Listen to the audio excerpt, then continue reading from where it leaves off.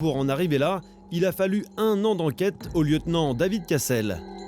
Il a participé à l'opération qui a permis d'intercepter ce camion dans lequel étaient transportées les cigarettes de contrefaçon. Vous voyez par exemple quand on prend ces cerclages, en fait c'est les cerclages qui étaient autour des cartons, c'est-à-dire les cartons de 60 cartouches.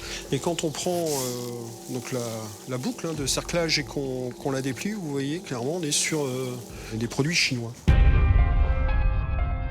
Des cigarettes fabriquées en Chine qui étaient livrées en Belgique avant d'être distribuées dans les rues de Paris. C'est-à-dire que les gens qui sont mis en cause ne sont pas des vendeurs à la sauvette, quoi. Eux fournissent le tabac à des gens qui revendent eux à la sauvette. Donc en fait, eux, ils étaient vraiment le maillon fournisseur du tabac contrefait sur Paris et la région parisienne. Et le lieutenant Cassel découvre lors de son enquête que certains de ses fournisseurs sont déjà connus des services de police et qu'ils ont déjà été condamnés pour trafic de drogue. D'ailleurs, ils appliquaient les mêmes méthodes. Au téléphone, les trafiquants remplacent le mot cigarette par pizza. Et pour transporter des colis, ils utilisent ce qu'on appelle dans le milieu un go fast. C'est un véhicule ouvreur, un véhicule qui transporte. Le véhicule ouvreur roule 20-30 km en avant, annonce les dangers. Et le véhicule qui transporte s'adapte en fonction des renseignements. Donc il y a un contact permanent entre les deux équipes.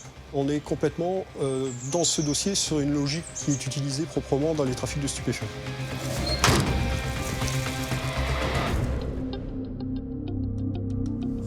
Retour dans la salle d'audience. L'un des chauffeurs présumés du réseau accepte de nous parler. Il fait partie de ceux qui ont déjà été condamnés dans le passé pour trafic de stupéfiants. On vous a proposé quoi exactement? Il m'a proposé de faire un déménagement. Pour trouver l'argent? Voilà. Vous proposez combien pour déménager? 450 euros. Combien? 450 euros. 450 euros. Juste pour conduire? Pour faire le déménagement, pour trouver une voiture et faire le déménagement en fait. L'homme reconnaît qu'il conduisait, mais il assure qu'il ne connaissait pas le contenu du chargement. Il espère que la juge croira sa version des faits. Klaus Berg, le responsable de la lutte anti-contrefaçon d'un grand cigarettier, est venu assister au procès.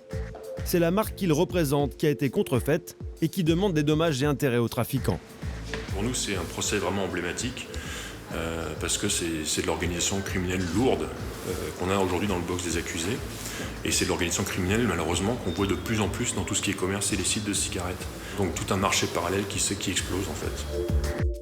Ce jour-là, les prévenus seront condamnés à des peines de prison ferme, allant de 6 mois jusqu'à 4 ans.